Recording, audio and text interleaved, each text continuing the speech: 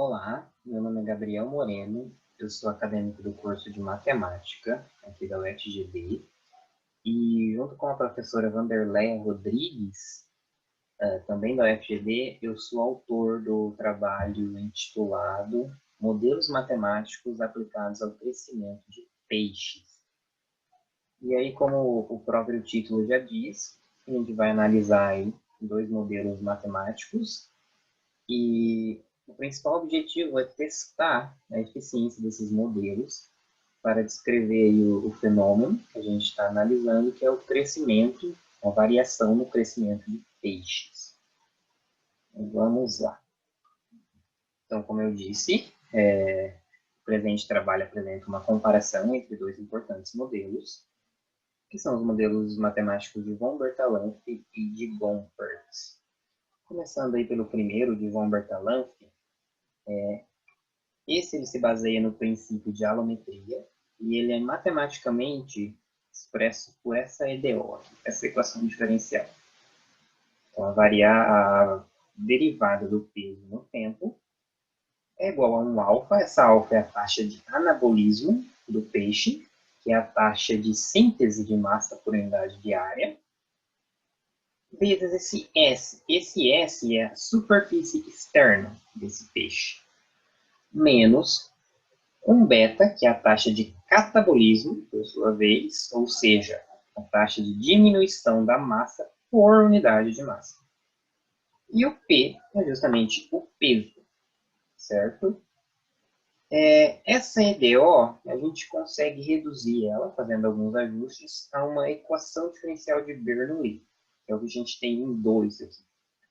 E resolvendo essa equação, a gente obtém a expressão em 3, que é a expressão aí que vai nos dar o peso em função do tempo pelo modelo de von Bertalanffy. Nesse caso, esse P infinito seria o peso máximo que um peixe dessa espécie que a gente está analisando pode obter, pode alcançar. Partindo agora para o modelo de Gompertz. Então, o modelo de Gompertz ele é dado por essa equação diferencial aqui. Então, novamente, a derivada do peso no tempo é igual a uma constante R, que é uma constante própria de cada espécie, vezes o peso P, vezes o ln de K sobre P.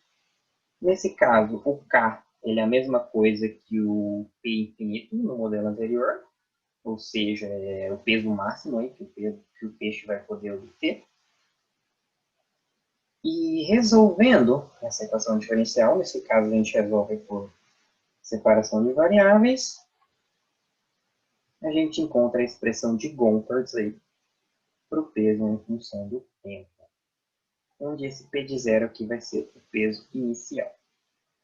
E aí, em ambos os casos, para a gente obter esse valor K ou aquele valor P infinito, a gente faz o limite de P de T para T tendendo ao infinito e obtém esse valor. E aí, partindo para a metodologia do nosso trabalho, a comparação entre os dois modelos foi feita utilizando os dados de crescimento de peso em função do tempo de um grupo de alevinos da espécie de Lapedoni. Tais dados estão descritos nessa tabela aqui. Certo? Então, para esses tempos aqui em meses, a gente tem os seguintes pesos dessas tilápias do Nilo. E aí, aplicando os valores daquela tabela nas equações dos modelos, a gente obtém as seguintes expressões para os modelos de von Bertalanffy e Gompertz, respectivamente. Que são as expressões em 6 e 7. Então, por exemplo, se eu quero calcular o peso de um dos peixes no tempo 3, por exemplo, a partir do modelo de von Bertalanffy, eu só preciso substituir o 3 aqui nesse T e eu vou obter um valor para o peso, certo? E o mesmo serve para o modelo de Gompertz. E aí, com os dados obtidos a partir dessas equações aqui, 6 e 7, a gente construiu essa tabela aqui. Então, aqui a gente tinha a tabela anterior, né? Tempo e peso real. E aqui, os valores obtidos com os modelos de von Bertalanffy e Gompertz. E a partir disso, a gente consegue comparar e ver qual dos dois modelos que mais estão se aproximando dos valores reais de peso em gramas. Certo? Colocando isso num gráfico, fica mais fácil de observar isso, que é o que a gente tem aqui. Certo? Então, analisando essas curvas de crescimento, a gente tem aqui em azul os valores reais, em laranja os valores do modelo de Bertalanffy e em cinza os de Gompertz. E se a gente para olhar, a gente vê que em laranja ali, os valores de Bertalanffy estão um pouco mais próximos que os valores dos valores reais. Já o de Gompertz está um pouco mais distante. E o que a gente conclui a partir disso? Que, em média, o modelo de von Bertalanffy ele se mostrou ser mais eficiente que o modelo de Gompertz para esse grupo de peixes que a gente está analisando. E a gente também se aprofundou um pouco mais no modelo de von Bertalanffy e a gente encontrou o instante em que essa função P de T tem a sua variação máxima. Certo? A gente já vai ver a importância de a gente determinar esse instante. Para isso, utilizamos a segunda derivada e a igualamos a zero para encontrar esse valor de P de T que maximiza dp/dp.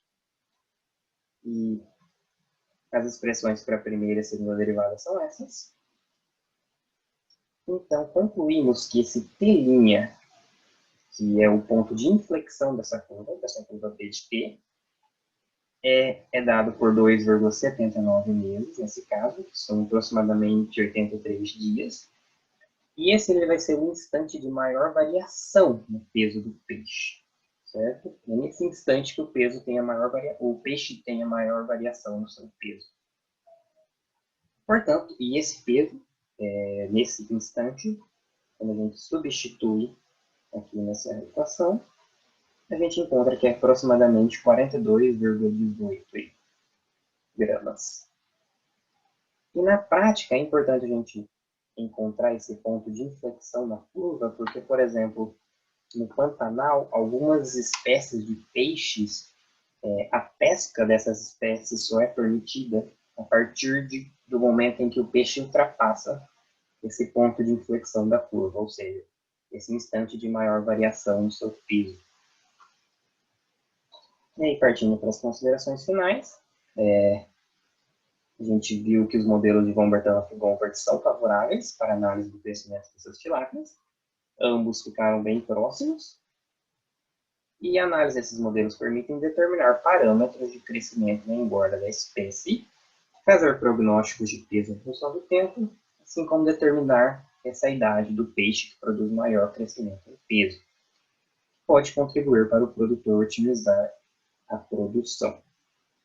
E, como a gente viu, o modelo de von Bertalanffy se mostrou ser mais adequado para esse grupo de peixes. E é isso, esse foi o nosso trabalho. E fica aqui o nosso muito obrigado aí pela oportunidade e o nosso muito obrigado a todos os organizadores aí do evento.